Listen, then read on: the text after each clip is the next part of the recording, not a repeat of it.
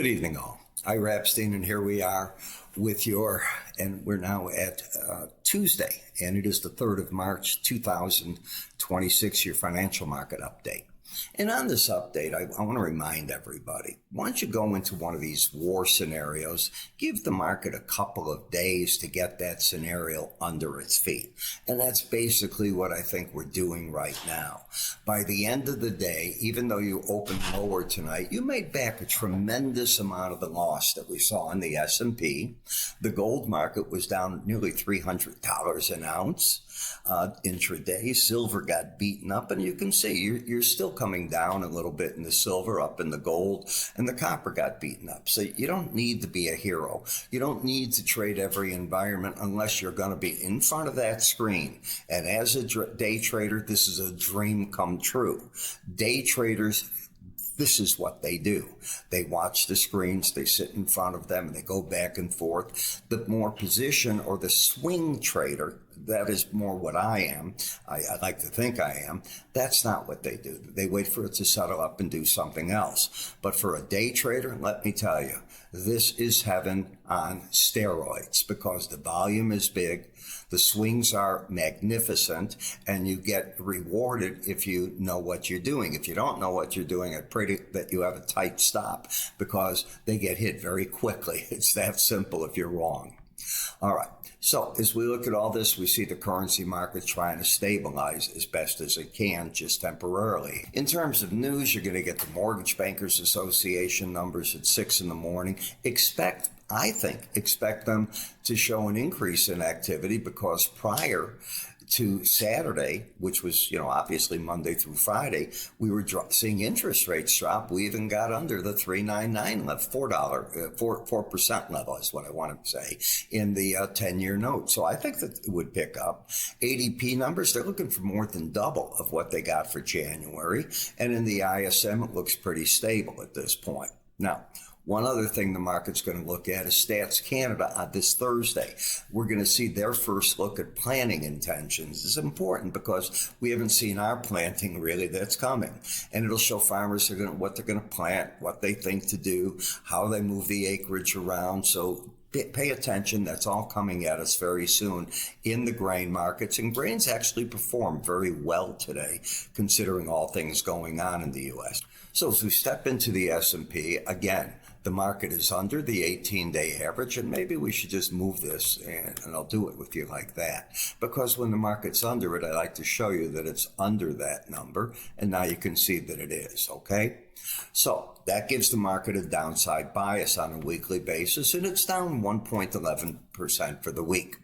You can see how the market dropped fairly hard today, got here as low as 67.18, but by the end of the day, you were 68.24. Now, that's a pretty big rally. That's 106 points around figures. And the market can afford to give back a little of that. But what is the trend? Well, the trend for the moment has got a higher high, lower low. I don't think the market is trending.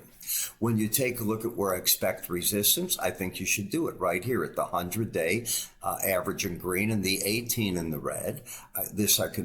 I'll have to leave it there. If it got there, I'd move the arrow, but we're not at that point. When you take a look at Bollinger Bands, I try to teach that you only stay out of a band 5% of the time. And when you get those massive spikes like you had today, selling under that band is loaded with risk. And I think the traders that sold that, they saw that happening. What about the support? The band offers support. In other words, if one were short and caught this move because they had whatever their signals were, away you go with the market. And that was a short covering number today. In the NASDAQ, pretty much the same thing, but a little better because you hit the 200-day average with the Bollinger Band.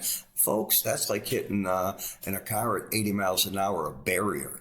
Just remember, you can work through it, but it's 2 days it's hit it and it can't seem to stay under it. And you finally got down in the Dow to it these past 3 days.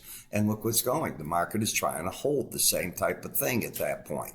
This is the 100-day and the lower Bollinger Band. Not an area that I would tell clients to go short at. When you've got the Russell, same thing. And I said it to you the past 2 days. I think the market will try to find support between the Bollinger Band and the 100-day average, and that's what it's trying to do. Is it a buy signal? No, but it's certainly a signal not to be short. DAX didn't have any data tonight, so something went on with the server. In looking at the 10-year notes, you got up to the upper band, you fell apart. What can I say? The market had lost its bullish reading right here. And if I come back with you to that, you should have gone to the 18-day average would be my goal. You can see how the market came down, lost the reading. I think it's going to go to the 18-day average. It's the closest number before it takes that high out again. It doesn't mean it'll take the high out, period, but that's the goal. Well, you tell me what it went to and found its support. When you go to the 2-year note, you were never embedded, so the same trade play was not there.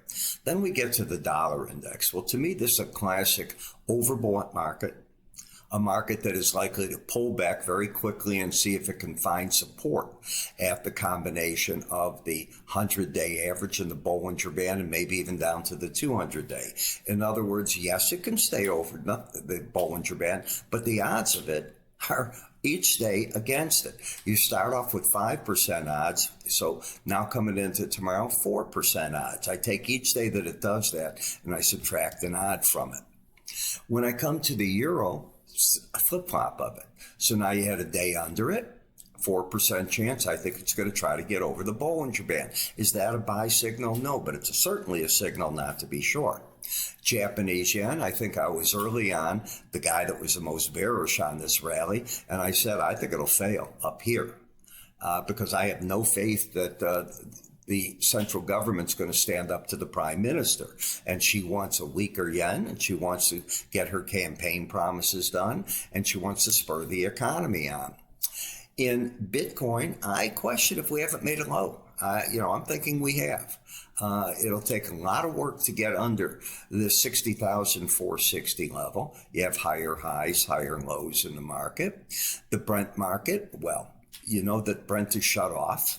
They can't get it through the Strait of Hormuz. 20% of the world's oil goes through there. And if you're a Mideast country, that is your lifeline. So they need help. And I was so pleased today to see that the French are sending over now. President Macron is sending over their aircraft carrier. This is big time. The right thing. You saw today Germany's Merz. He's standing with President. You're not getting that out of Spain. You really haven't gotten it much out of Italy. You have certainly not gotten it out of other countries, and they should. Everybody can't afford in Europe to have Iran with a nuclear weapon that can reach them basically now. What is with these people? When you come to the crude itself, higher lows, higher highs. And when you look at the market, you've got now the possibility of 3 days over the Bollinger Band. You're really pushing an overbought situation. And I know every morning we wake up, it can go higher because of something that happens there. I realize it. That doesn't mean that you can't buy it. The odds aren't with you. That's all I'm going to say.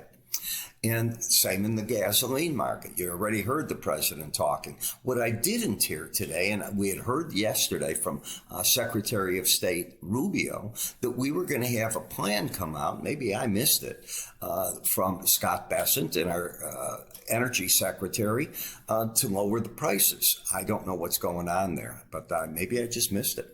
In natural gas, ending up there, I think this is a false rally. I think you're going to produce natural gas like there's no tomorrow, which we can do, and we can turn the spigot on in hours. So, I'm Ira. You have yourself a great evening, and do remember, you can move your cursor up here to get any of our offers. Go to iraepstein.com. There's a link right there. You can go to YouTube or iraepstein.com, and if you want my research, go to the word research. I'm Ira. Take care.